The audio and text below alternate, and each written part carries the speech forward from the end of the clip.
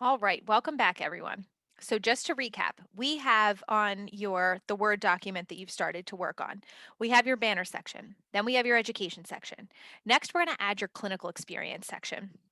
So there are two ways that you can format this section. You do have to list every clinical that you did while progressing through your Widener education on your resume. Recruiters really want to see that. They want to see what the title of your clinical was, what the name of the hospital was that you did your clinical rotations in, and when you did your clinical rotations. If you are watching this and part of your clinical rotations happened during COVID times, you most likely some of your clinicals were online or virtual. So instead of listing the name of the hospital, if you were not able to go to the hospital or go to the hospital virtually, you would just list that the clinical was online. So like leadership, for example, you would say leadership clinical, comma online, and you could say, Widener University, Harrisburg, Pennsylvania, or Chester, Pennsylvania, and the dates that you did that clinical. So this is an example of how you would list all 8 of your clinicals without using any bullet points. So you're going to want to list your clinicals without using bullet points if you have other experience that is directly related to the job that you're applying for.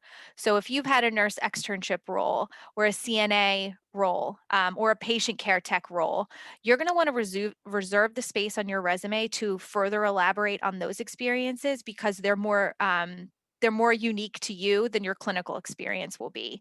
A lot of clinical experiences for a lot of nursing students is very similar. So you want to say, yes, I did have this clinical experience, but you want to reserve the space on your resume to further elaborate on experiences that were more unique than others.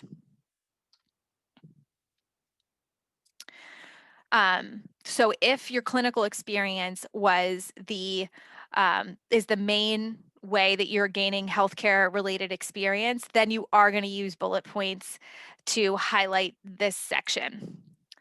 Again, you have to list all 8 of your clinicals on your resume. You don't have to use bullet points for all 8 of your clinicals. You won't have space. You'll run out of space. So what I recommend students do is once you get to the end of your journey, obviously if you've only had 2 clinicals, those would be the 2 that you bullet point on your resume.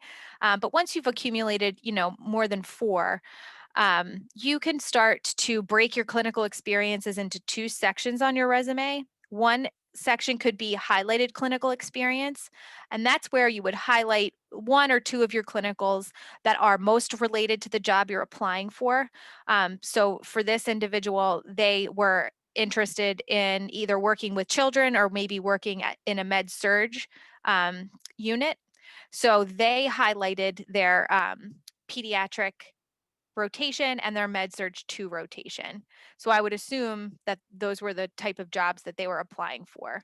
Underneath, they would probably have listed, the rest of their clinicals without any bullet points. It would just be a list, kind of like that was pictured on the slide before. So again, if the crux of your experience in healthcare is coming from your clinical experience, you are going to make sure that you add bullet points to experiences that are directly relevant to the job that you're applying for. Once you've accumulated more than, I'd say, 4 clinical experiences, you can break your clinical up into 2 sections. One section will be highlighted clinical experience. That will be the section with the bullet points. And then you can have another section, you can call it clinical experience, where you'll simply just list the remaining clinicals so that you can show a recruiter the title of your clinical, where it was, and when it was. All right, that was much quicker than the last video. In the next video, we are going to go over how to add professional experience to the resume.